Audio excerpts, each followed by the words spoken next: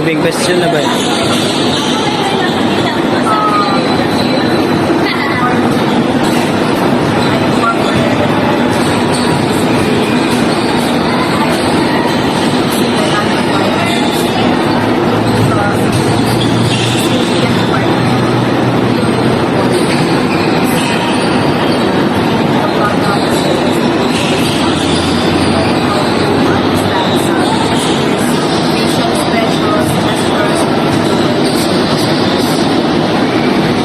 Okay, thank you. So our last question is, what strategies do you use to maintain support?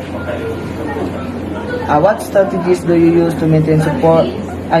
What strategies do you use to maintain students' attention and interest? And are these shaped by your department culture?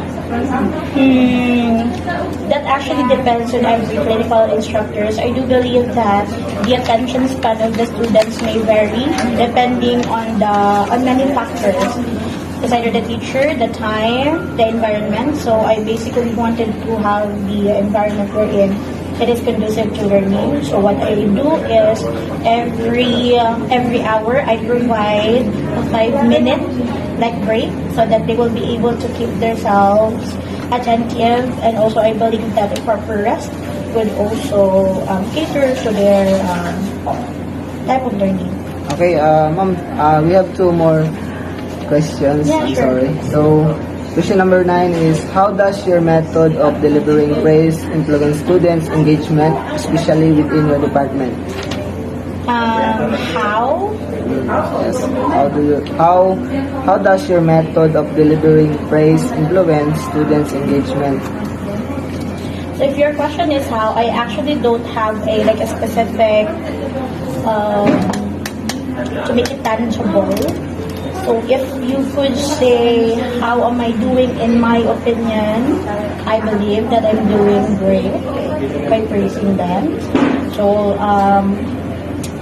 I typically wanted to feel that they value and also that they matter. So all their questions, curiosities, I actually wanted to cater them and also to answer all the questions that I have as much as I can. Okay, ma'am, this is our last question before we end.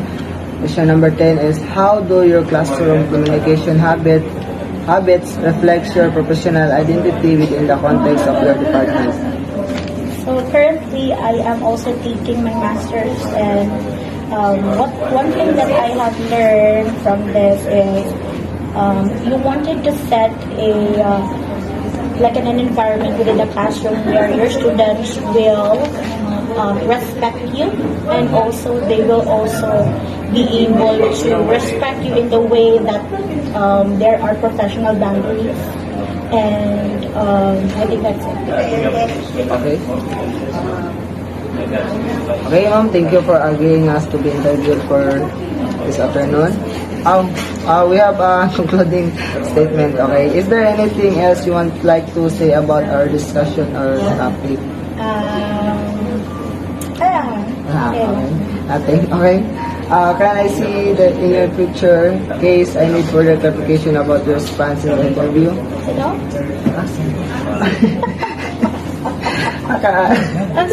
Sorry. Let me repeat. Can I see you in the future in case I need further clarifications about our Yeah, sure. lastly, I sincerely thank you for your sharing your time and for your honest response. Thank you for agreeing us to be interviewed for this afternoon. Okay, thank you. You're welcome.